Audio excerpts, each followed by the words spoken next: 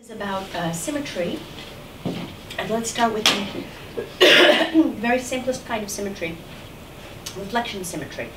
We're supposed to imagine that we have a box, and it's such that we studied convection last time, so you're familiar with this kind of solution. Of course, a roll that's doing this.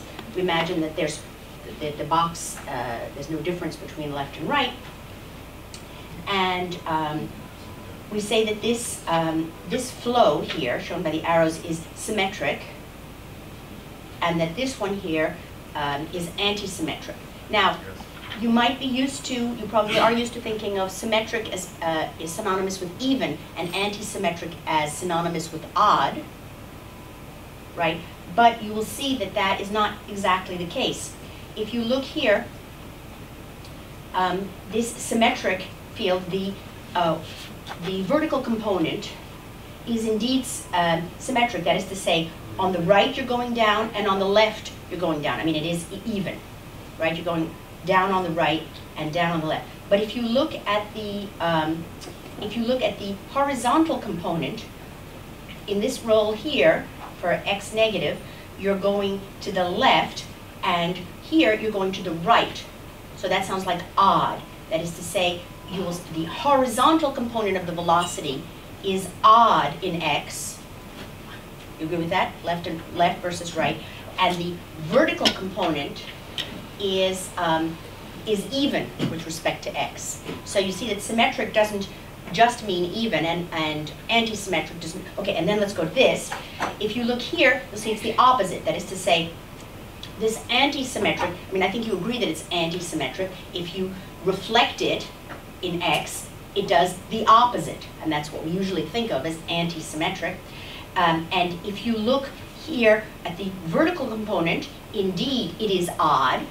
You're positive here, and you're negative here. You're going up and you're going down, and that corresponds with what we think that's odd. That corresponds with what we usually think of as anti-symmetric. But if you look at the horizontal component on the right, you're up here, you're going to the left, and on the left, you're also going to the left, right? So it's the horizontal component is even, right? So the two components of the velocity, u and v, have different parities, but we don't think about that. We think about the entire vector field, and we say it is symmetric if we define an operator, kappa, and a lot is going to hinge on this line here. You see that there's three lines here, and that means it defines here. So this is not a statement about anything. This is a definition of this operator kappa, okay? This operator kappa is the reflection operator on a two-dimensional vector field. So its argument is u and v, as in these things here, which are each functions of x and y. And it turns it into a new vector field whose relationship with the old one is like this. That is to say, it goes to fetch the argument in x on the other side. Whatever's happening here, it gets, if you're trying to figure out what the kappa is over here, you go look and see what the original field was doing over there at minus x, and you switch the sign of the u, but you staying at the same y shouldn't surprise you. You can imagine if you're doing a reflection symmetry in x, you can see that, of course, if you want to know about this, you're going to look at this. You're not going to change y, right? If I say I'm reflection symmetric, I'm going to say I'm the same here as here. Not I'm the same here as here, I'm the same here as here, and I'm the same here as here. So it's no surprise that y doesn't change, and that x does. I'm the same here as here, x and minus x. But the thing that might perplex you is this minus u and v here. Okay? But that is exactly what I said before. I said that the vertical component here, this symmetric 2D vector field, was even, but for this symmetric 2D vector field, the horizontal component was odd. Here it goes to the right, here it goes to the left.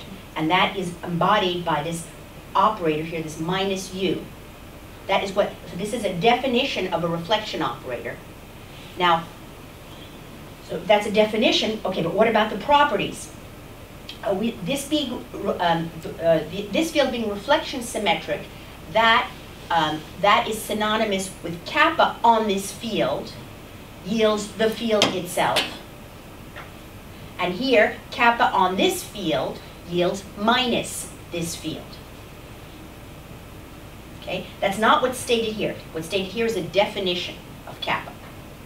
And so if you plugged in these two fields, you would see that this operation done here yields uv of x and y. But if you do it there, it yields minus uv of x and y. Now, the theory of groups is indispensable for symmetry, but this is the simplest. Okay, there's a trivial group, which consists merely of the identity, but the next most trivial one consists of two elements, the identity and not the identity, and here kappa is reflection, and so this is the group table. You do the identity, this says what happens if you compose two operations, that's what a group table is, you do two reflections, and that gives you the identity, and that corresponds to what we think of as reflections. Yes? So in the definition of kappa, like it is dependent on the axis about which we are reflecting, right? It so is if I change indeed. it, the Correct. definition would change. That's right, that's right. This is reflection. This is reflection about the x-axis of a two-dimensional vector field. Just so.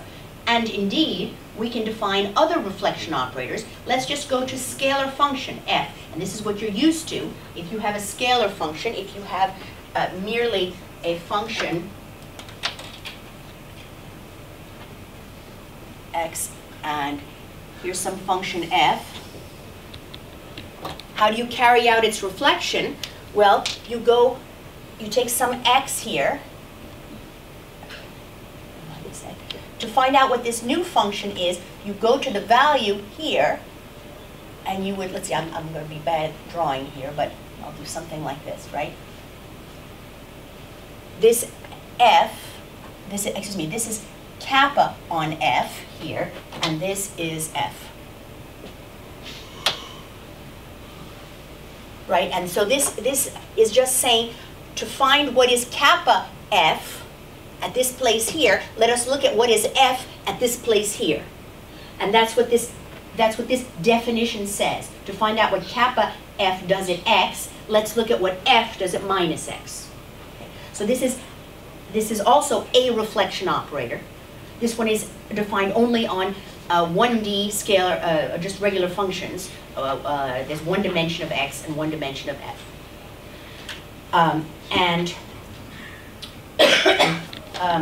Of course, there exist functions that are symmetric, there exist functions that are anti-symmetric, even or not, and of course most functions are neither. Most are asymmetric.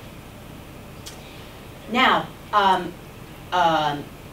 what we want to say is not that a field is symmetric or anti-symmetric. We want to say that the evolution equation is. That is to say, suppose we saw before here, imagine this to be some convection pattern.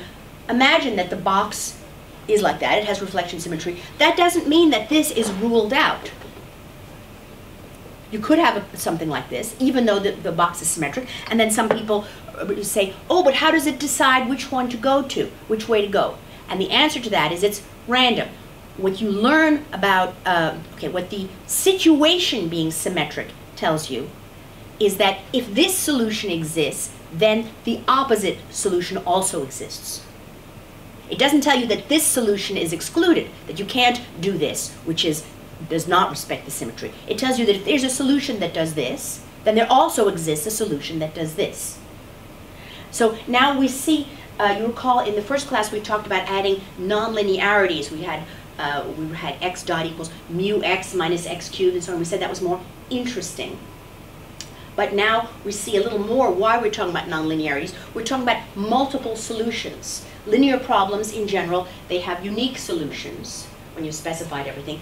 Nonlinear problems have multiple solutions, and hence this idea of if there exists a solution like this, then there also exists another solution, has in it the vocabulary of multiple solutions. So now let us look at what defines, okay, so as we said, a situation being symmetric does not imply that the solutions are symmetric. Okay, but let us see, but still we have to say something for the situation to be symmetric, and let's see what we would say about a scalar, A. Supposing a system has reflection symmetry, then this, and you have G, you have an evolution equation for some variable A dot equals G of A. We say that G respects the symmetry, or G is equivariant with respect to this reflection symmetry, if G commutes with kappa. Okay, and let's see what the implication is of that. Here's this commutation. Kappa on A, okay, I'm sorry, let me step back a little bit. This was a definition of a, in black, was a definition of a reflection operator on a function, F. Now let's, first we're simplifying progressively. Here is a 2D field, and we defined a symmetry operation, not the only one, the one in X only, on a 2D vector field. Here we defined a symmetry operator, a reflection symmetry, on a scalar function. And here we're doing something even simpler. We're defining a reflection operator on real numbers, not even a function. Okay. So let us take this red example, kappa A, defined to be just changing the sign of minus A. So in that case, kappa on A in this order is minus A. So G kappa A is G of minus A. Kappa G of A is minus G of A. And a function that satisfies G of minus A is minus G of A implies that G is odd. That's what oddness is. Right, everybody agree with that? And hence, we would learn that G must, if you expand it in a Taylor series in A, it must contain only odd terms. And you remember what we said before when we talked about pitchfork bifurcations. I said, why shouldn't there be a constant term? Why shouldn't there be a quadratic term? And I said, that's because of symmetry. And now we've seen the language of symmetry lead to that. We get a pitchfork bifurcation for this dynamical system, A dot equals G of A, from the requirement that G and kappa commute. So that is the correct definition of the correct and mathematical and rigorous definition of G describing a reflection symmetric system. Yes? Even with even, this definition can hold, right? Because in even, it's like f of G of x is equal to G of minus x. And then when you apply the... Okay, I repeat, be very careful. These things here are definitions. They are not properties of anything. This is what you do to kappa. So when you just said just now, you said, repeat what you said. I'm saying even if G is an even function, yes, the definition will hold, right? The G and kappa will can still commute. I claim not.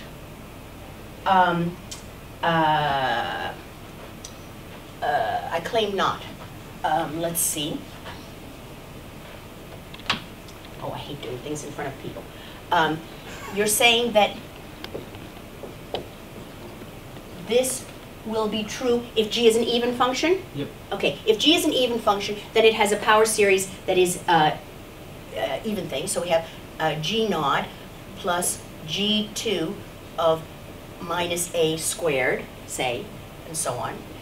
And this is, question, equal to minus, and now let's write this, G naught plus G2A squared. And this is not so. I mean, you would need, for these two functions to be equal, you would need for these constants to be equal, meaning you would need for G naught to be 0. And you would need for the quadratic terms to be equal, and so you would have G2A squared is equal to minus G2A squared, so you would get that G2 equals 0. So you would get that G was the only even function for which this would work would be the 0 function. Are you happy with that or not? In even function, I mean, G of minus A would be G of A, right? That's what I wrote. No, excuse me. Oh, I'm sorry. Did I make a mistake here? Okay, hold on. Let's go back to what you said. We just said that being, okay, G describes a symmetric situation. describes a symmetric situation, or respects the symmetry, if you like. All these are the symmetry, or the mathematical thing you say is equivariant with respect to the symmetry.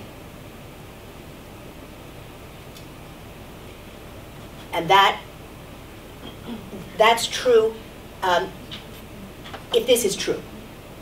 Okay? So I'm telling you this is what describes a G that respects the symmetry. Now you mentioned something about G being symmetric as well, or something like that. What was it that you were saying? If G is an even function. Okay, I'm saying that no. G of minus A is G of A. No, then then that's not true. Because look, we just showed it. I mean, that is to say, suppose G is an even function. Then this is what it looks like. This is what even functions look like. They have constants, quadratic, fourth order, sixth order. Yep. Okay, and so supposing this were true and G was an even function. Okay, this being true, okay, we're assuming it. Now I've written G as an even function, G even. So we have written G as G naught plus G2 of this argument squared, and here we've written minus, and then we've written also an even power series, and we have shown that if both of these things are true, then G is 0.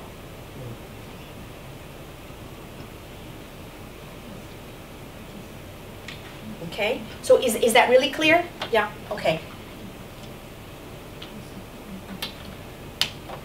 So what we've shown is that if this is our symmetry, our reflection symmetry, kappa A is minus A, then an evolution equation, A dot equals G of A, is of the form G odd. This function has to be odd in order for its evolution to be respect the symmetry. Okay. You're sure you're happy with this? Okay. Okay. Now it's much more usual to have, I mean, this was a reflection. There are many different reflection operators, just as you said. There was before reflection in X. There could be also reflection in Y. We had the 2D one. We had the a 2D vector field. We had a single scalar function. We have just scalars here. Now let us look at a variable, a two-component variable. And here we called this thing A, and now our two-component variable will have components called A and S, and we will define kappa to be such that it changes the sign of A, antisymmetric, and keeps the sign of S. And anything can be a reflection operator if, by applying it twice, you get the identity. Okay, and this thing certainly qualifies. You apply this twice, you'll switch the sign of A, and now you'll switch it back. Okay, so this is a reflection symmetric operator. And what are the symmetric functions? Okay, remember this is a definition. The three bars tell you that. This is a definition. Okay, so something is symmetric if kappa on it is itself. And how can that be true? How can kappa on something be itself? Well, if A is 0. So these are the symmetric functions, hence this name S for the second one. And when is something antisymmetric? It's when kappa on it is minus itself. And how can that be? That's if there's no S. So the symmetric functions consist of things that look like, that have nothing on top, and the antisymmetric ones consist of something that have nothing on the bottom, no S components, right? Makes sense, that's why we gave them these names. So we're going to do the same kind of calculation we just did here that determined that G was an odd function. We're going to now do it for this reflection operator, this new kappa, which is more complicated. So we have an evolution operator, d by dt as is, this has to be a vector because a and s both evolve. So I have this big function g of as, and here I'm going to call each component g and h on as. And remember what we said, how do you respect the symmetry? You commute with kappa. So I want k on gh to be gh on, okay, we have gh operates on a and s, and kappa operates on gh, and we want this to commute. We want the k on gh to be this same as gh on kappa. Okay? So let's apply that. We know what kappa does to a vector. It takes the first component and does minus to it. Okay, so that's what it did. And here's what kappa does on this vector here. It takes the first component and does minus on it. Okay, so we need to have these conditions satisfied. So let us write G and H as Taylor series in A and S. And what we learn from the same kind of reasoning as before is that the permitted terms here are odd in A for G. We have an A and an A and an A cubed and an A. And by the same reasoning as before, we didn't write out all the possible terms and rule them out, but the same. G is odd in A. You see that minus G, A, and G of minus A. And we learned that G must be even in S. Excuse me, no. Excuse me. There's no requirement whatsoever on the S, because the S doesn't change signs here. S can be anything. S can be, there can be no S, there can be first power, there can be second power of S. There's no requirement of the S. The H, what we learn about it from this switching of signs is that H has to have only even powers of A, because here we have HA is H of minus A, right, which you wanted before. So we have only even powers of A in H. And so G and H must be of this form. And that means we can pull out an A, because there are only odd powers of A above. And we can, here, we pull out the powers of A, and we learn that any function that satisfies these requirements, that is to say, any evolution operator, is of the form some function of A squared S times A, that's the top one, and on the bottom, some function of A squared. You see that when you have only even terms, then that means you're a function of A squared, and a function of A squared in S. So we can write a basis for it, and this is the general form of any G and H that respects this symmetry. Okay. Yes? I'm sorry, I didn't get the meaning of the subscript of G. G10, what do you... Oh, those are, it's Taylor series. Okay, the two subscripts have to do with the dependence on A and S. We have a single power of A here and no S, so that's 1, 0. Here we have one power of A, one power of S. I'm writing it as a double Taylor series in A and S. Okay. So then in the end, as I say, I conclude that it must be of this form. And this form, this is all we can conclude from the symmetry. That the first component has to be a function of A squared and S, any function of A squared and S, times A, and the second component has to be a function of A squared and S. So this is what we said before. The solutions to reflection symmetric systems are not all symmetric, and that's what makes bifurcation theory interesting. But what we can conclude from the presence of reflection symmetry is not that all solutions are symmetric, but that if we have a solution, then its image under kappa is also a solution. So the one that went this, that did this, that's not ruled out, but what the symmetry implies is that if this solution exists, then this solution also exists. And so we have a bunch of conclusions from this. Asymmetric solutions come in pairs because we can flip the sign of A. That is to say, the image of AS under this reflection operator that we just mentioned is minus AS. So it's not just anti-symmetric functions that come in pairs, asymmetric ones come in pairs. If we have a unique solution, then that solution is symmetric. Hence, linear systems have only symmetric solutions. I remember when I was in undergraduate physics, I remember the professor, we were learning electromagnetism, and there was some problem in a sphere, and we were told the solution, it's symmetric, spherically symmetric, so the solution is spherically symmetric as a function only of R. And of course, I being kind of mathematician, I thought, what's a mathematician but somebody who always says, why, right? Somebody never said why. And the answer given by the professor was, it's intuitively obvious. Okay? So that's when I switched now I work in physics, supposedly physics department, but at that point, that's when I switched my studies from math and physics both to just math, because I didn't want the answer to be, it's intuitively obvious. I wanted somebody to tell me. And now, and many, many years later, I knew what the answer was. The answer was that the solution to Poisson's equation is unique, and hence, if it's unique, then I can tell you the whole thing. What does it mean? Okay, when on a sphere, what kind of symmetry does a sphere have? It has two rotations, or any combination of rotations. Rotations in this direction, rotation in that direction, right? Any change of, that's what spherical symmetry means. You change, you rotate this way by longitude or by latitude. Am I doing this right? Yes, and you get this, and that is your, I'm not saying you get the same thing. You get the same thing if you are spherically symmetric. But just as we said, there's this reflection operator, and a reflection operator doesn't say we get the same thing. Reflection operator tells you how to carry out a reflection. If you get the same thing, then you are reflection symmetric. Okay? So in this case of the sphere, I just told you about various operations, an operation of rotation this way or of rotation that way. Those are operations. If I get the same thing under all those operations, then I am spherically symmetric.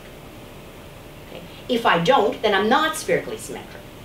So you see from this where the uniqueness comes in. That is to say, if you had a solution that was not spherically symmetric, then when you do one of those rotations, you're not going to get the same thing.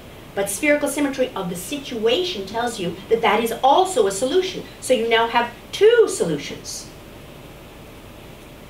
Or many more than that, because you can rotate it by any angle here or any angle here. So if your solution is to be unique, then it better be that by operating with these rotations and reflections, the rotation in longitude and in latitude, that you get the same solution. So if your solution is unique, then it must be spherically symmetric. Right? And we can just go back to this very simple example from the beginning. Supposing you knew, I mean, I talked about there being two solutions. Supposing you knew that the solution was unique, then you could not have this. Because this now, I mean, I now do the same thing that the physics professor said to me. It's intuitively obvious. If your situation is reflexionally symmetric, if you're doing this, well, then it better be that you can also do this. Otherwise, what does it mean to have a situation that's reflection symmetric? Right? It better be that you can do, and that gives you two solutions. So your solution can't be unique. Okay? So, hence this conclusion there. A linear system, or at low Reynolds number, the solution is unique, Navier-Stokes. Low Reynolds number means you're viscously dominated. It's the nonlinearity comes from u dot grad u, this nonlinearity. And if that term goes away, then you only have the Stokes equation, not Navier-Stokes equation, just Stokes. And that has a unique solution, and the solution is symmetric. So breaking symmetry, having multiple solutions that with different symmetries, is a property, is something that happens as you increase Reynolds number, as you increase the nonlinearity.